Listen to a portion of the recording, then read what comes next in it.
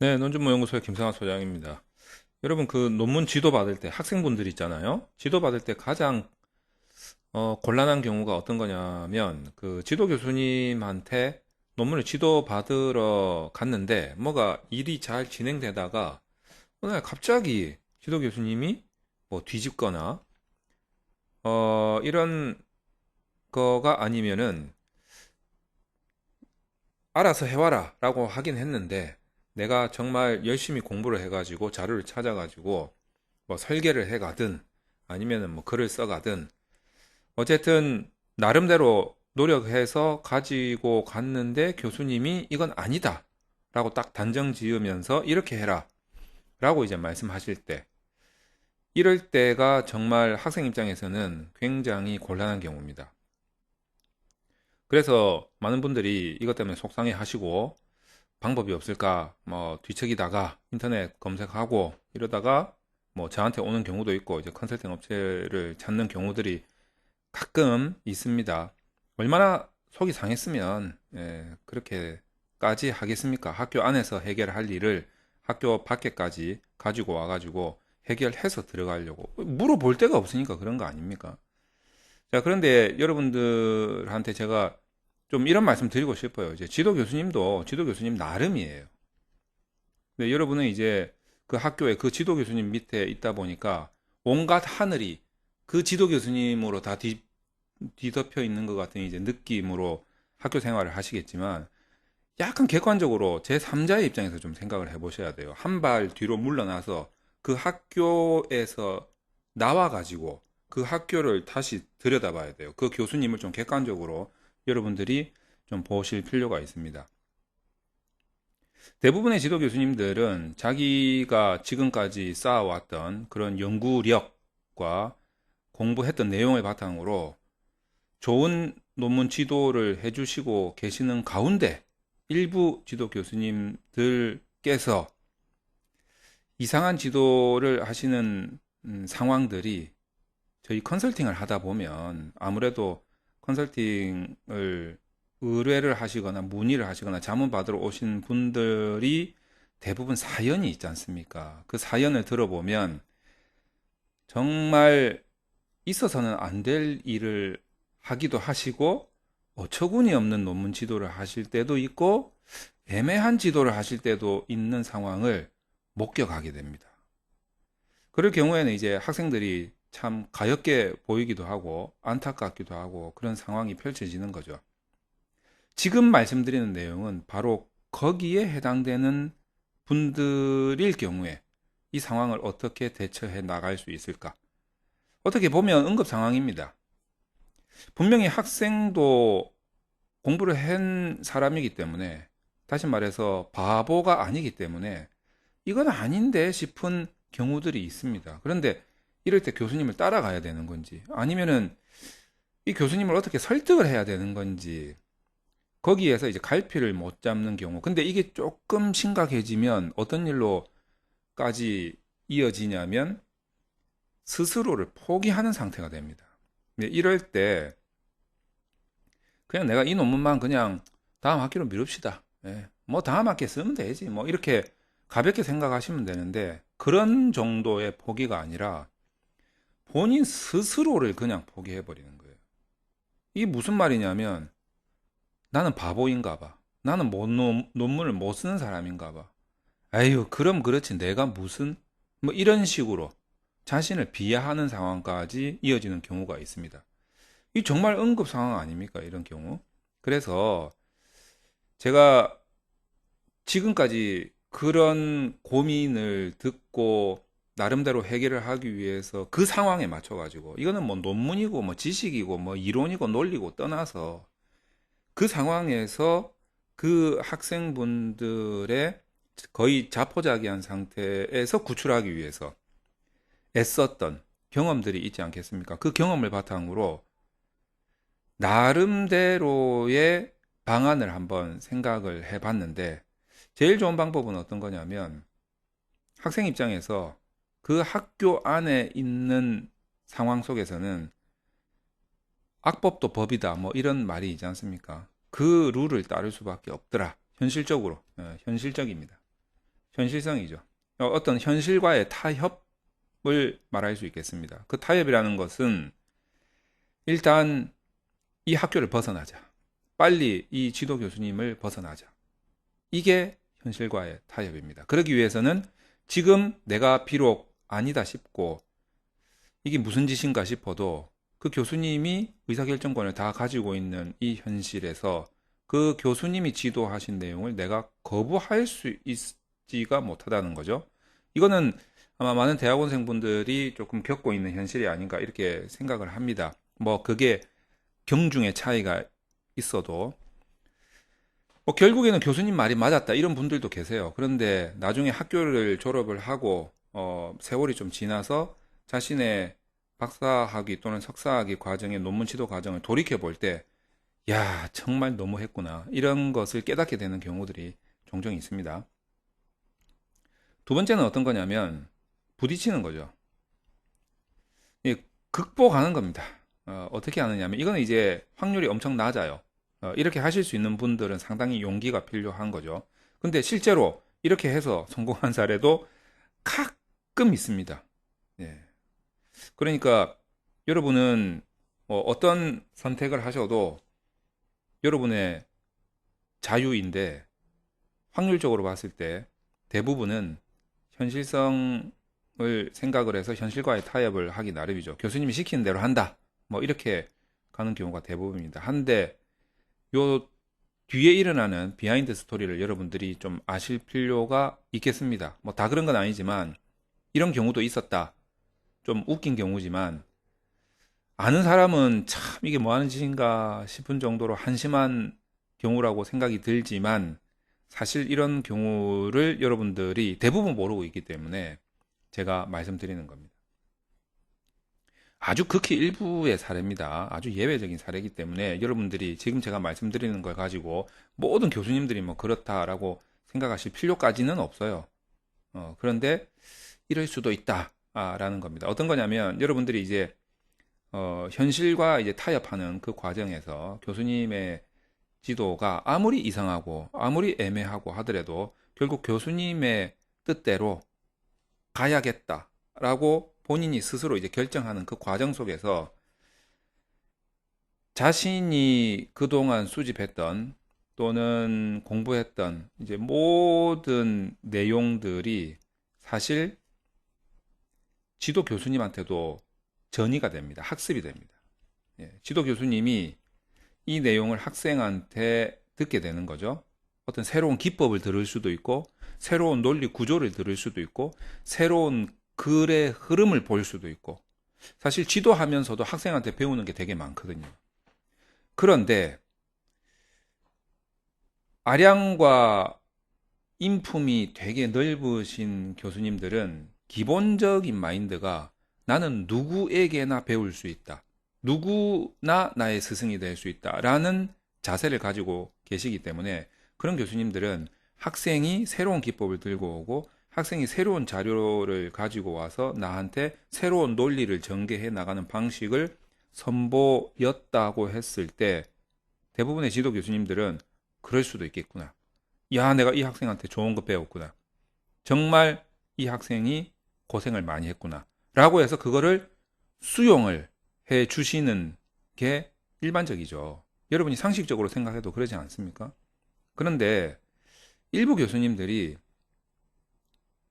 그렇게 나를 가르치려 드는 것에 대한 굉장히 기분 나쁜 생각을 가지는 경우가 가끔 있다. 그러니까 여러분들이 교수님 제가 자료를 하나 수집해 왔는데요. 아니면 제가 어디서 물어가지고 이 분야에 대한 좀 전문적인 지식이 있는 사람한테 좀 배워왔는데요. 아니면 내가 다른 사람의 의견을 들어보니까 이런 의견도 있던데요. 아니면 내가 다른 책을 보니까 이렇게도 할 수 있다던데요. 아니면 내가 실무에서 경험한 내용을 비추어 봤을 때 이렇게도 할 수 있는 거 아니겠습니까?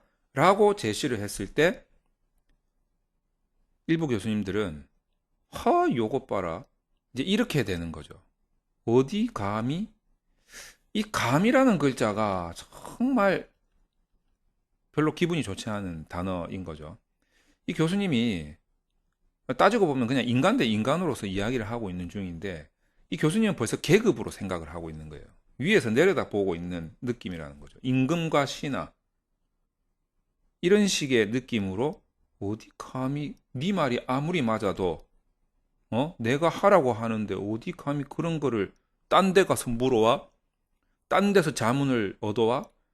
다른 책을 보고 그 정보를 알아와? 그걸 어디서 이 자리에서 지금 내 앞에서 내놓고 있어. 이제 이런 식의 느낌으로 받아들이신다면 이 교수님은 여러분한테 그동안 계속 지도해왔던 내용을 고수할 겁니다. 그렇게 하는 거 아니야. 그러니까 그 앞에서는 어디 감히 네가 말이야 이런 식으로 표현을 안 하시죠. 아마 애둘러서 이렇게 다른 식으로 표현하실 겁니다. 우리는 그렇게 안 한다. 네가 잘못 알고 있는 거다. 네가 틀린 거야. 지금까지 이렇게 해온 방식은 우리만의 방식이야. 다른 데서는 그렇게 안 해. 라고 애둘러서 이렇게 표현을 하고 계실 겁니다.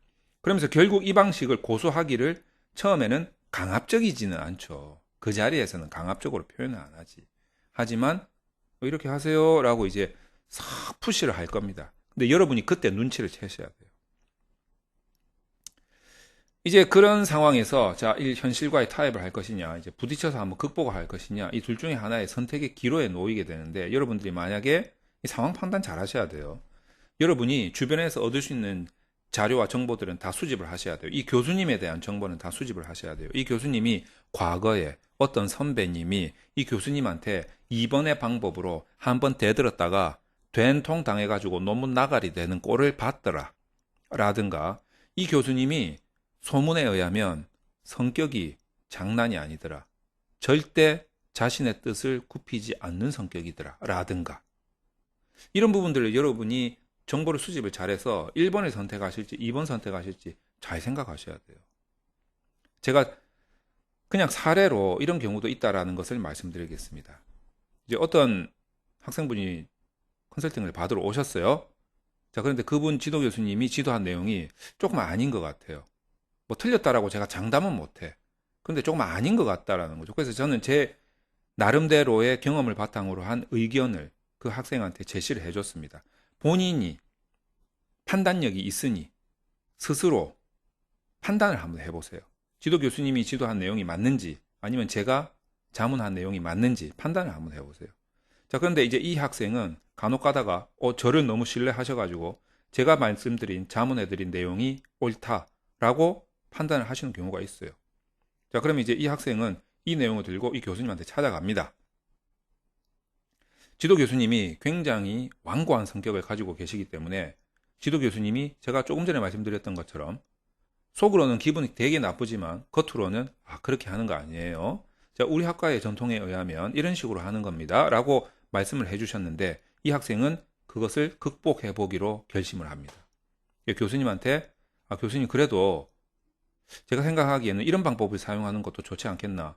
제 논문에서는 한번 이런 방법을 한번 사용해 보겠습니다. 라고 한번 살짝쿵 대드는 거죠.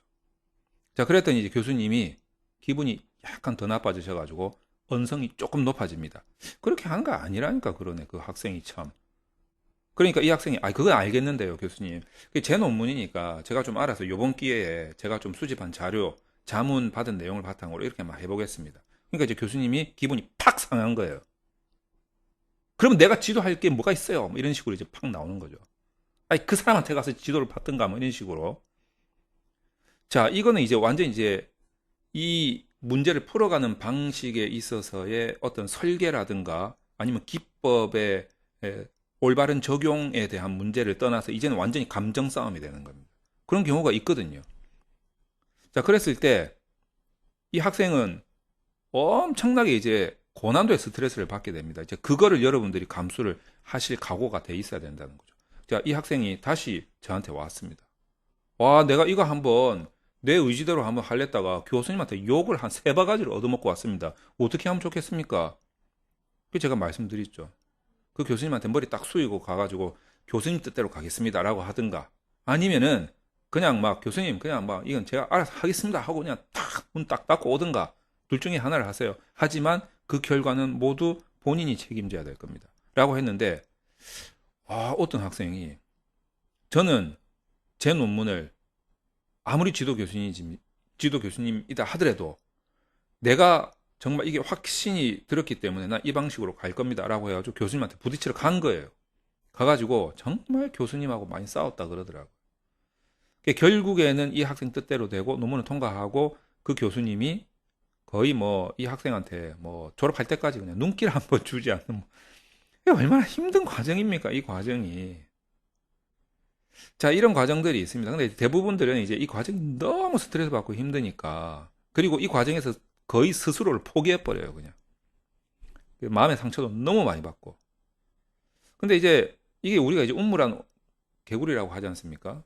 그 학과 그 학교 안에 있을 때는 정말 그게 스트레스예요. 근데 그 학교를 나오잖아요. 뭐 졸업을 하고 나오든 뭐 아니면 그냥 나오든 어쨌든 그 학교 밖으로 나오면 정말 좁은 공간이라는 걸 여러분들이 느끼게 될 겁니다. 그래서 여러분들 보고 한번 한 발짝 뒤로 빼가지고 객관적으로 그 학교, 그 학과, 그 교수님을 바라보라는 거예요. 그래서 뭐 1번을 선택하든 2번을 선택하든 여러분들이 결코 이거는 뭐 나를 포기하는 것도 아니고 내 자존심을 내려놓는 것도 아니고 아무것도 아닙니다. 그냥 학위를 받기 위한 그 과정인데 그냥 내가 그 학과 그 지도 교수님 밑으로 잘못 들어간 거지 그냥. 근데 내가 만약에 정말 학술적인 가치가 있는 연구를 하고 싶다? 근데 좋은 교수님을 만나면 뭐 석사 과정이든 박사 과정이든 학위 과정 중에서도 좋은 연구를 할 수 있어요. 얼마나 행운입니까? 그런데 내가 만약에 아다리가 잘못돼가지고 좀 안 맞는 지도 교수님, 안 맞는 학과에 들어가잖아요. 그러면 이왕 들어간 이상, 뭐 자퇴하지 않는 이상 그 학교에서 빨리 학위를 받고 나와서 본인이 하고 싶은 연구는 학교 밖에서 해야 된다는 거죠. 학교 밖에서는 얼마든지 할 수 있습니다. 그러니까 그 과정을 여러분들 너무 뭐 1번을 선택하든 2번을 선택하든 너무 스트레스 받지 말고 여러분들이 그냥 하나의 과정이고 그 과정에서 일어나는 일들은 내 자존심의 문제도 아니고 그냥 그 학교 내에서 돌아가는 행정 업무에 그 잠깐 내 모든 논문을 맡겨 놓는다라고 생각할 필요가 있다라는 거죠. 너무 스트레스 받지 말라는 소리를 제가 이렇게 표현하는 겁니다. 완곡하게 돌려가지고.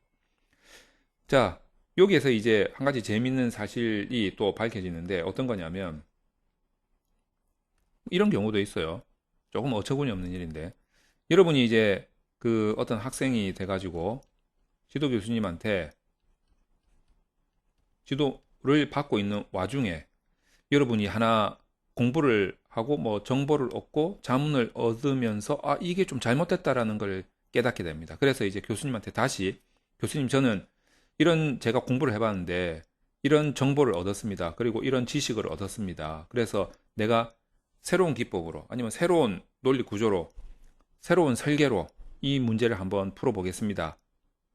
라고 설득하는 과정에서 교수님이 안 됩니다. 그렇게 하는 아닙니다. 그렇게 하면 안 됩니다. 라고 했는데 교수님 저는 진짜 이렇게 한번 해보고 싶습니다. 라고 하니까 그렇게 하면 내가 뭐 지도할 필요가 뭐 있어. 네 맘대로 하란 말이야. 이런 식으로 이제 교수님이 갑자기 화를 낸다거나 교수님이 절대 내가 가져온 그런 연구 설계를 절대 인용해 주지 않으신다. 그래서 나는 어쩔 수 없이 그냥 현실과 타협해서 이 지도 교수님이 평소에 지도하던 똑같은 그냥 공장에서 찍어내듯이 그런 논문을 쓸 수밖에 없었다. 라고 했을 때 이 학생은 이제 빨리 현실과 타협해서 그 학교를 나와서 그 학교를 나온 후에 본인이 하고 싶은 연구를 이제 그제서야 이제 할 수 있게 되는 거죠. 자, 그런데 이 학생의 후배 있잖아요. 그 다음 학기에. 그 다음 학기에 후배가 그 소문을 딱 듣고 이 교수님은 와 이거 본인이 원하는 연구 모델 아니면은 연구 기법, 연구 설계 아니면은 말이 안 통하는구나 해가지고 후배가 이 교수님이 딱 원했던 바로 전 학기에 이 학생한테 이 선배한테 했던 딱 그 모형을 가지고 계속 선배들이 그렇게 해왔거든.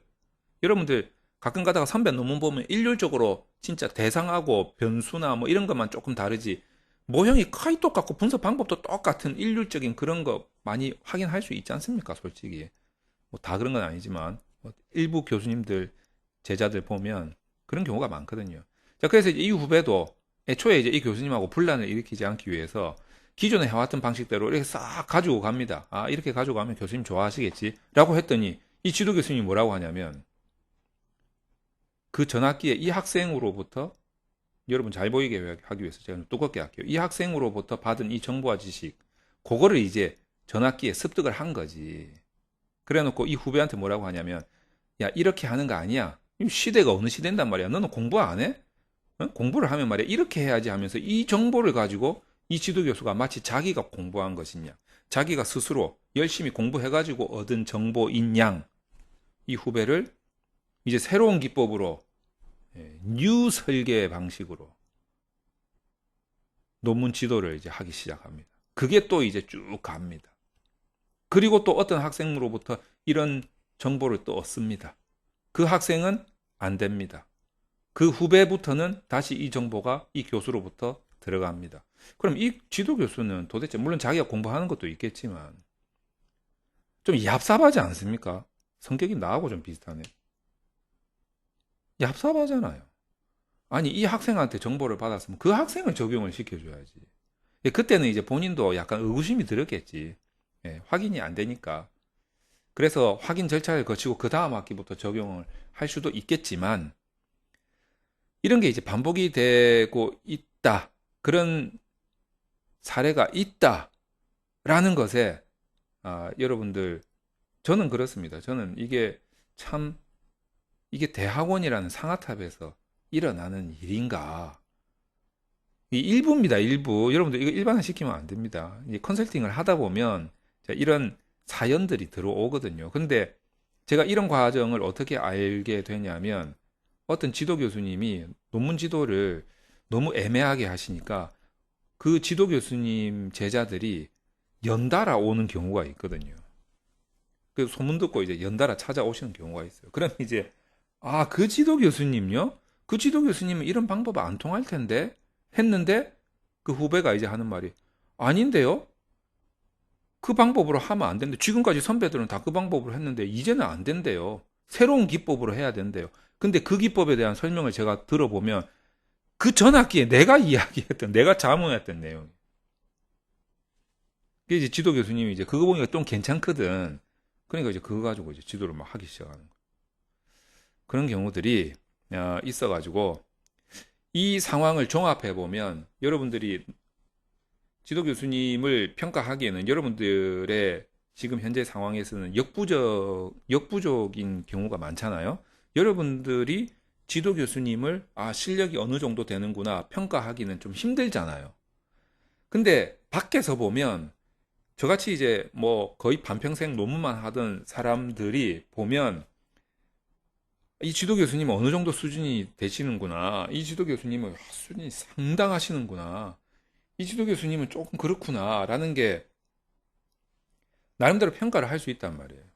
뭐 저 역시 그 평가가 옳다, 틀리다라고 말하기에는 조금 뭐 저 역시도 자질이 부족할 수는 있겠으나 나름대로 이제 그 동안의 경험, 시행착오 뭐 등등 여러 가지 상황을 종합해 보건데 그 지도 교수님에 대한 평가가 대부분은 조금 맞아떨어지는 것 같다라는 상황을 고려해 본다면 학생분들이 이제 조금 지도 역량이 떨어지는 교수님 밑에서 이거는 내 잘못이다라고 자기 비하를 하면서 스트레스를 받는 거를 보고 정말 안타까운 생각이 들지 않을 수가 없다. 너무 안타깝다. 그거는 본인 잘못이 아닌데 라는 상황에 빠져 있는 학생들이 컨설팅을 많이 받으러 온다는 거죠. 스트레스 안 받고 정말 나름대로 많은 배움을 통해서 완성도 있는 논문을 써가는 학생들은 대부분 그 학생이 훌륭하다기보다는 지도 교수님이 정말 훌륭하신 거예요. 그러니까 학생분들 이렇게 있잖아요. 뭐 좋은 대학교 학생, 중간 대학교 학생, 좀 이렇게 등급이 좀 떨어지는 대학의 학생, 뭐 국립대학생, 사립대학생, 뭐 인서울 대학생, 대학원생, 지방대학의 대학원생 이렇게 많은 대학원생들이 있지만 저는 제가 한 가지 말씀드리고 싶은 거는 이 대학원생들이 있잖아요. 어느 학교, 어느 지역, 어떤 형태의 학교를 다니든지 간에 이 대학원생 분들의 논문을 쓰는 실력은 편차가 크지 않습니다. 좋은 대학교 다닌다고 해서 논문 잘 쓰고 저기 지방대학교 다닌다고 해서 논문 못 쓰고 절대 그게 아니라는 거예요. 논문 쓰는 실력은 다 이렇게 엄청난 격차를 보인다거나 그러지가 않는다라는 거예요. 그런데 이 학생은 논문을 정말 완성도 있게 잘 씁니다. 그 왜 그런 줄 아세요? 교수님의 지도 역량이 뛰어나시기 때문이에요. 요 안에서 이제 살짝 편차가 있을 수는 있다는 건데 아주 큰 격차가 있지는 않다라는 거예요. 자, 이 학생이 논문을 못 쓴다? 그거는 이 학생의 실력이 떨어진다라기보다는 지도 교수님의 역량이 잘 안 된다라는 거예요. 그 차이가 상당히 크다. 교수님의 역량이 더 중요한 원인이다. 저는 그렇게 보기 때문에 어떤 경우에 속한다 하더라도 내가 논문 잘 썼다고 자만하지 말고 논문 못 쓴다고 해서 자기 비하를 하지 마시라는 거예요. 본인의 원인이 있기 때문이 아니라 지도 교수님의 역량에 문제가 있을 확률이 높기 때문이에요. 자, 그래서 지도 교수님들도 나름대로 이제 논문 지도하시느라고 정말 그 바쁘신 와중에 애를 쓰고 계신데 제가 이런 찬물을 끼얹어서 정말 죄송합니다만 대부분의 교수님들은 지도를 잘 하고 계시지만 일부 지도 교수님의 어떤 문제다. 그래서 일반화시키지는 마시라 라는 말씀을 제가 드리는 겁니다. 그래서 여러분들 논문 때문에 이제 스트레스 받을 필요는 없다. 본인 잘못이 아니다 라는 말씀을 마지막으로 꼭 드리고 싶습니다.